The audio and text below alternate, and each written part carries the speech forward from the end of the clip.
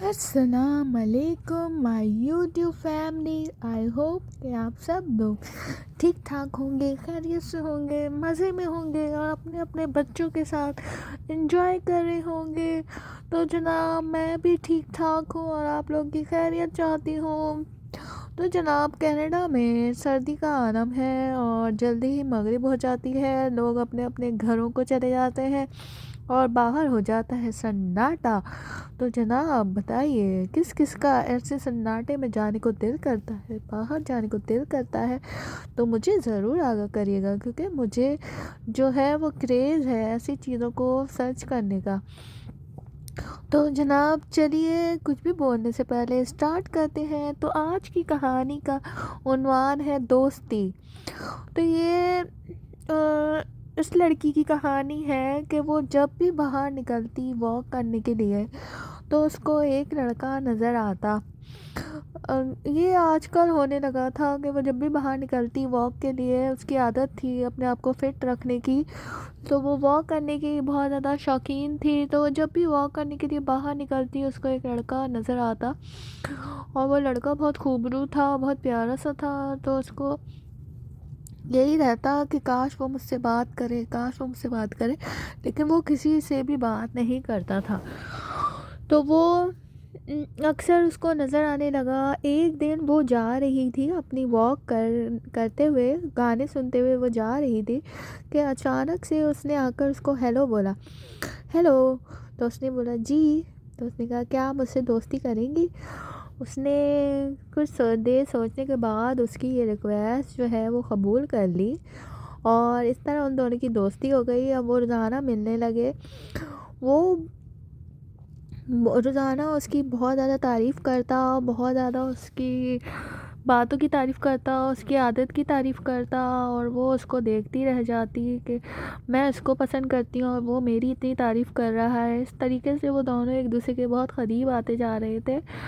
और वो बहुत ज़्यादा मज़हबी था और वो क्रिश्चियन थी।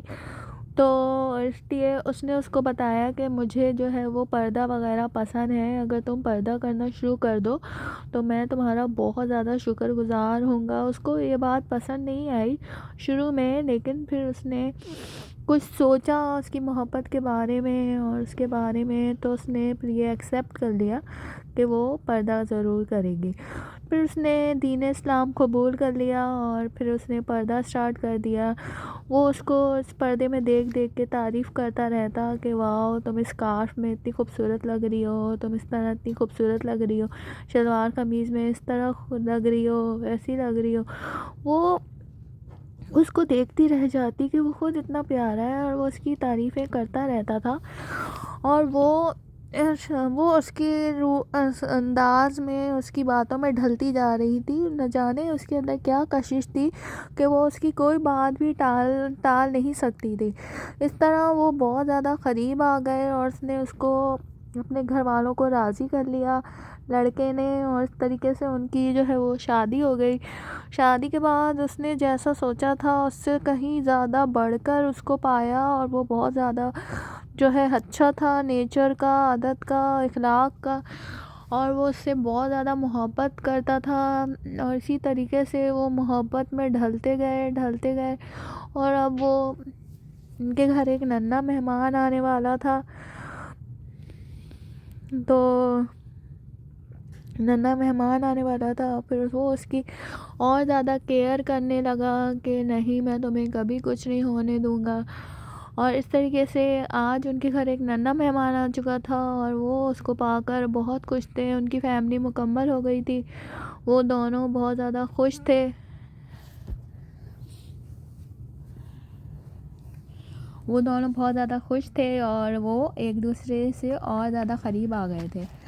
तो आज उनकी शादी को जनाब 5 साल का अरसा गुज़र चुका है और उनकी फैमिली जो है बहुत ही, उनके कपल को बहुत ज़्यादा पसंद किया जाता है और जहाँ भी वो जाते हैं सब उनकी तारीफ़ करते हैं कि आप जैसा कपल हमने पूरी दुनिया में नहीं देखा। और वो उस तरीके से और क़रीब होते जा रहे हैं और ज़्यादा अच्छा बिहेव करते जा रहे हैं।